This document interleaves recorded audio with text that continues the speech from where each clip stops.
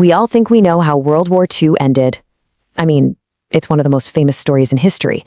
But what if the final definitive act, the death of the man who started it all, wasn't what it seemed at all? Today, we're diving into declassified files and some pretty shocking forensic evidence to explore one of history's most explosive questions. What if Adolf Hitler's suicide was actually the ultimate act of misdirection? See, this single question is at the heart of everything we're about to talk about. It's a question that, believe it or not, decades of declassified documents, eyewitness reports, and modern science are now forcing us to ask. We're challenging one of the foundational facts of the 20th century. So, to really get what the big deal is, we have to start with the official story. You know, the one we all learned in school. Let's start with Section 1, the bunker suicide. The official timeline is super simple and clean. April 30th, 1945, Soviet troops are closing in, and boom, Hitler's suicide is announced. A couple of days later, the Red Army takes the bunker. By May 9th, the Soviets tell the world he's dead. A neat, tidy end to a horrific war. Case closed, right? Well, not exactly. Welcome to Section 2, A Story Unravels. This is where that official narrative starts to fall apart, almost from the moment it was even announced. Here's the thing. Even back in 1945, the story wasn't solid. The Soviets, who controlled the entire crime scene and all the supposed evidence, were sending out wildly mixed signals. Their reports were confusing, they were contradictory. Honestly, it was a mess. And listen, this isn't some French theorist talking years down the line. This is Soviet Marshal Georgy Zhukov, the guy who led the final assault on Berlin, admitting just weeks after it all went down that they had no real proof, no body. And while the world was being told one story, a totally different operation was in full swing. The infamous Nazi Ratlines. These were highly organized escape routes, already smuggling thousands of high-ranking officials like Adolf Eichmann and Joseph Mengele right out of Europe. So the system for a high-level escape, it didn't just exist. It was already proven to work. So if an escape was possible, where did he go? Well, that brings us to Section 3, the South American Trail. And this path is paved with declassified files from the FBI and the CIA. And this wasn't just some one-off rumor that was easy to dismiss. No, we are talking about hundreds of credible sightings pouring into American intelligence agencies for a solid decade after the war. These weren't just filed away, they were actively investigated. The search was global. You had FBI agents chasing leads down in Argentina. The CIA had informants in Colombia. They were even looking at Spain as a possible stopover point.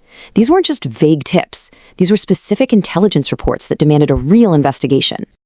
Just take a look at this declassified CIA memo from 1955. It's shockingly specific. An informant, a former SS officer codenamed Citron, claimed he met with Hitler once a month and even gave a date for when Hitler supposedly moved from Colombia to Argentina. And Citron didn't just bring a story. He brought a photograph, which was filed right along with that CIA memo. The man on the left, he claimed to his CIA contact, was Adolf Hitler, alive and well, a full decade after the war supposedly ended. Okay, eyewitnesses and photos are one thing. But what about the actual physical remains from the bunker? Let's move to Section 4, Forensic Bombshells. This is where modern science comes in and delivers some absolutely stunning blows to the official story. For 60 years, the Soviets held up this skull fragment, complete with a bullet hole, as their ultimate proof. Their smoking gun. But in 2009, researchers from the University of Connecticut were finally allowed to run a DNA test on it. The results? It belonged to an unknown woman, under the age of 40. It absolutely, positively was not Hitler. Okay, fine. So what about the jawbone? The only other piece of hard evidence. In 2018, French forensic experts examined it. And while it did seem to match Hitler's dental records, they found no traces of gunpowder residue. That finding directly contradicts the official story that he shot himself in the head. And now, let's talk about the blood evidence on the sofa from the bunker.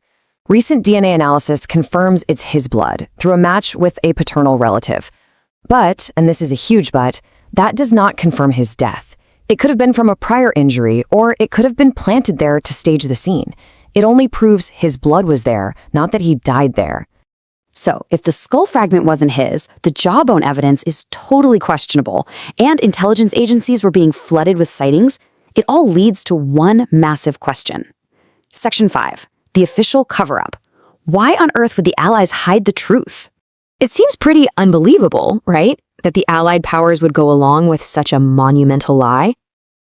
But maybe it wasn't a lie so much as it was a calculated decision for a world that was teetering on the edge of a brand new conflict. Think about it. The motives were incredibly powerful. They absolutely had to avoid the global panic that an escaped Hitler would cause. They had to maintain a really fragile peace with the Soviets. And maybe most importantly, they had to avoid the unimaginable embarrassment of admitting they'd let history's greatest monster just slip away. And this story, it isn't just history. It's happening now. Back in 2011, the book Grey Wolf compiled mountains of this declassified evidence. Just recently, Argentina has started declassifying its banking documents tied to those Nazi ratlines. And you've got former CIA agents like Bob Baer publicly saying, yeah, based on the files, an escape was absolutely possible. The point is, this is no longer some fringe theory whispered in the corners of the internet. With a steady stream of declassified files and modern analysis, the case for Hitler's escape is actually more compelling today than it has ever been. And hey, you don't have to take my word for it. You can become the investigator here. The FBI's own files are online in their vault. That infamous CIA memo and the photo, they're public. You can track the new documents coming out of Argentina. All the source material is out there. You know, they say history is written by the victors, but the evidence here suggests that sometimes it's just written to be the most convenient story. The files are open, the science is clear, and the official narrative is definitely broken. Maybe the final chapter on Adolf Hitler hasn't been written yet.